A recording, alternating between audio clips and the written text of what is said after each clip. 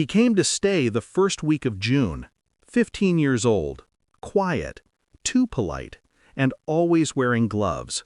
Black ones, thin leather, smooth as skin. He said they helped with sensitivity, that his hands got cold easily.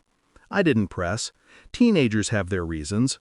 But there was something in the way he avoided touching things directly, the way he looked at doorknobs as if they burned.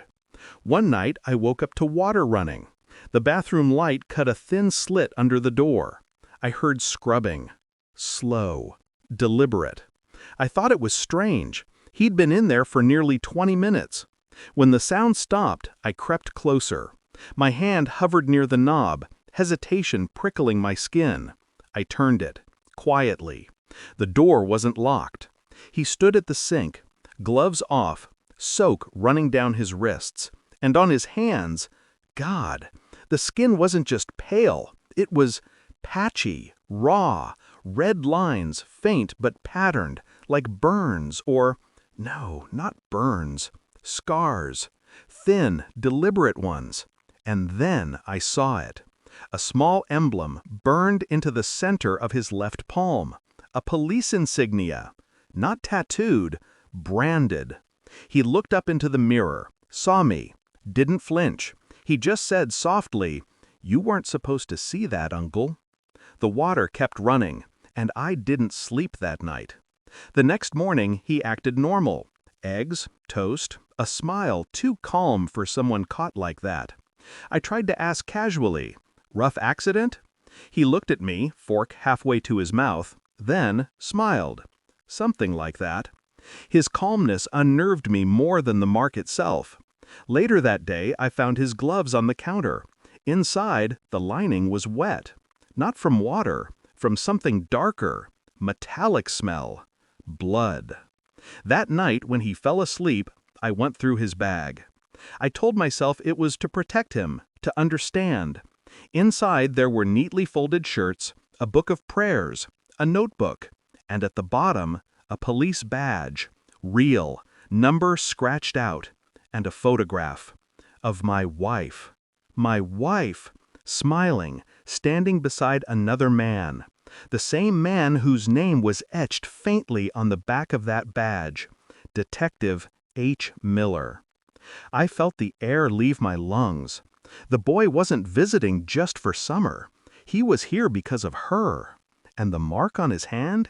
It wasn't just a scar. It was a seal, a brand of belonging, to him, to the man my wife had loved long before she buried the truth beneath marriage vows and false tears. I didn't confront her, not yet. I watched, waited. Every evening the boy took calls outside, whispered conversations. I began recording them. He said things like, "He suspects nothing," and "She said he's breaking." She, my wife. I ran background checks. Miller had been dead for 5 years, shot in the line of duty. But the date matched almost perfectly with the week my wife had miscarried. The boy was 15, and his mother, the name on the school records, was fake. The emergency contact led to a burner number. I pieced it together slowly, methodically. Every revelation like a nail in my own coffin. She had lied, for years. Lied about the child, about the man she mourned as just a colleague. He was her lover. And this boy, her son, had come not for summer, but to see the man who'd raised him unknowingly. Me. I didn't rage, didn't cry. I documented. I printed the photos, the phone logs, DNA test, done discreetly with a toothbrush. The results came 2 days later. 0% relation. Not my blood, not my name, not my family. She came home early that Friday. I was waiting. No shouting, no preamble, just silence. I placed the DNA envelope on the table. Next to it, the photo of her and Miller, the badge, the gloves. She froze, eyes darting, breath uneven. Then she whispered, "You went through his things?" I said nothing. She tried to speak again, voice trembling. "You don't understand. He needed." I cut her off. He needed to know who he is, and now he does. She collapsed into a chair. Tears. Always tears when they're caught. Then the boy entered the room, saw the papers, stopped. His voice cracked for the first time. "You told me he knew." Her silence confirmed it all. He looked at me, not like a child, like a mirror of his father, cold, calculating. I saw the hatred bloom. But I was past feeling anything, just clarity. The next morning I packed their bags. Calmly, efficiently. No shouting, no drama. When she came downstairs, eyes red, I handed her a set of papers. Property transfer documents. "Take the house," I said. "You'll need it more than I will." She blinked. "What?" I smiled faintly. "The utilities end today. So do I." On the counter I left a copy of the police report I'd filed, anonymous, regarding Miller's unsolved case. Inside it, a confession I'd forged. Not hers, his.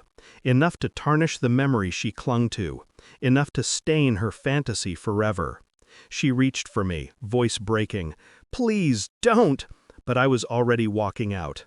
The boy stood by the door, gloves back on. He watched me leave, and whispered, "You're not him."